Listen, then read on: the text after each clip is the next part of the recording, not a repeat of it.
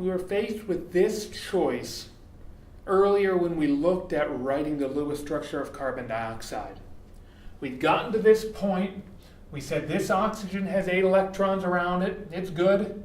It shared one lone pair of electrons with that carbon. The other oxygen was good in terms of number of electrons. It had 8, so that's where it wanted to be in its octet, so it's had a fulfilled octet.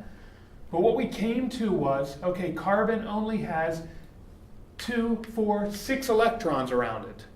And so it needed another pair of shared electrons, another pair to be shared from one of the oxygens to that carbon. And we said there were 2 choices. This oxygen could share another pair of electrons.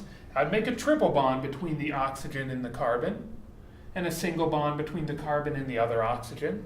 Or the other oxygen could donate a lone pair of electrons to produce 2 double bonds.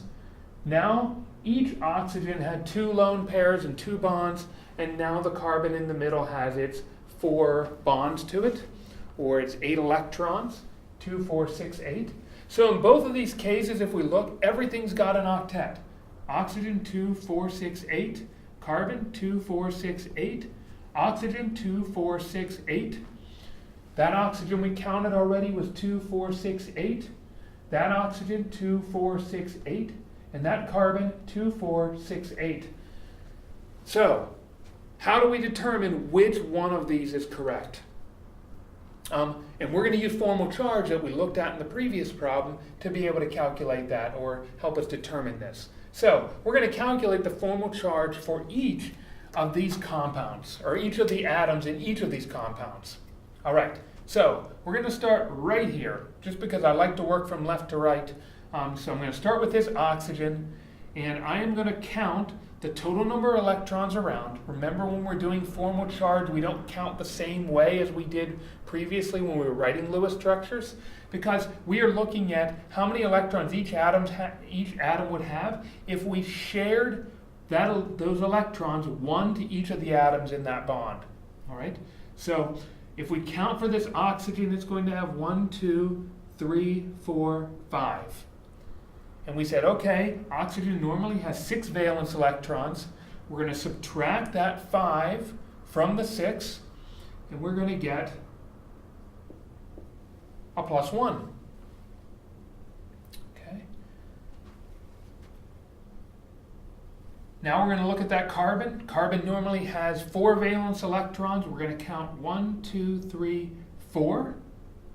4 minus 4 is 0.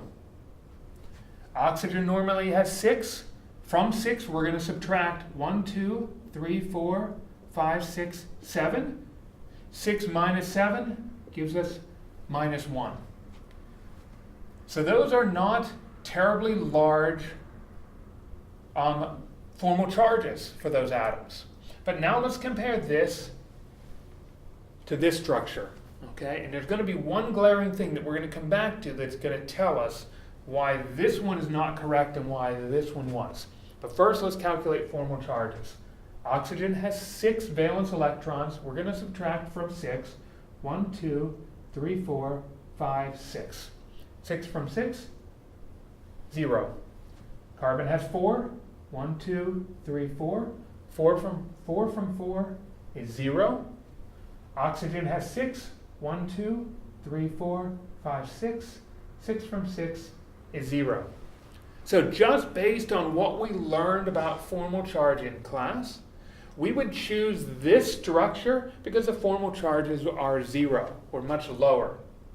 This one has larger formal charges than that, so this one would be the one that we would expect to find most likely in nature.